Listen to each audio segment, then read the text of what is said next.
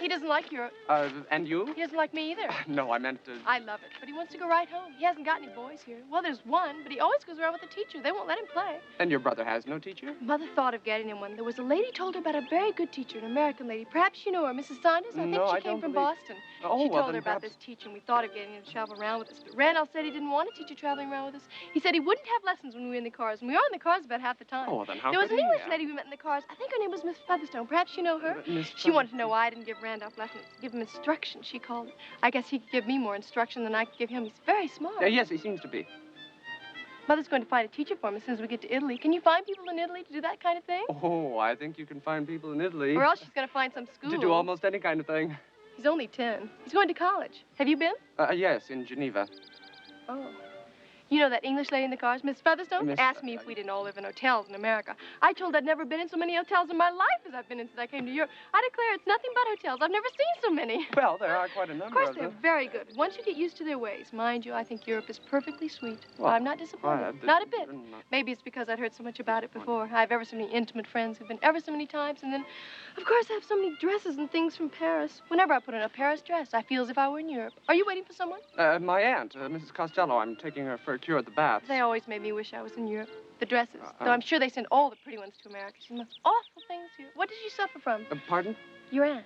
Oh, she keeps an open mind. Anything her doctor suggests. The only thing I don't like is the society. There isn't any. Or if there is, I don't know where it keeps itself. Do you? Well, I think you I suppose there's some society somewhere, but I haven't seen anything of it. Are you going to take the cure, too? Oh, I hope I don't need it. Well, I'm very fond of society. I've always had plenty of it. I don't mean only in Schenectady, but in New York. I go to New York every winter, and there's lots of society there. Last winter, I had 17 dinners given me, and 3 of them by gentlemen. I have more friends in New York than Schenectady. More gentlemen friends. And more young lady friends, too. I've always had a great deal of gentlemen's society. I see. Have you been to that old castle round the bend? Chillon. I beg your pardon? It's called the Chateau de Chillon. Have you ever been there? Oh, yes, more than once. And you? No, we haven't been there, and I want to go dreadfully. Of course, I mean to go. I just wouldn't leave without seeing that old castle. Well, you can drive, you know, or take the little steamer if you like. That's what Eugenio says, our courier. We have a courier traveling personally with us, making all the arrangements, all that sort of thing. His name is Eugenio. He's the most fastidious man I ever saw, but he's a splendid courier. We were going to that old castle last week, but Mother gave out. Good cooking always gives her dyspepsia. Maybe you should take her to the baths with your aunt. Well, I could ask my aunt. Randolph wouldn't go either. He says it's much too old to be interesting. He wants to stay here. Mother's afraid to leave him alone, and Eugenio won't stay with him. So we haven't been to many places, but it will be too bad if we don't go up there. Well, can't you find someone to stay with Randolph for an afternoon? Wish you'd stay with him. Oh, I'd much rather go to Chillon. With me? And with your mother, of course. Oh, I don't think Mother would go. For you. She's not much bent on going anyway. She doesn't like to ride around in the afternoons. Maybe she'll stay here with Randolph, which means maybe Eugenio will stay too, and then we can go to the castle. We? You and I? Oh, Eugenio. This is Eugenio. I knew he'd be looking for me any minute.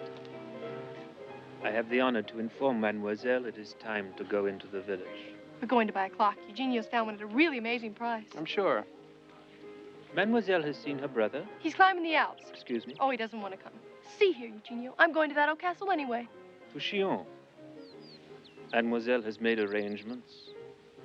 You won't back out? I won't be happy till we go. And you're staying at this hotel and you're really American? I shall have the honor to introduce you to my aunt. She'll tell you all about me. Oh, well. Maybe we'll go someday.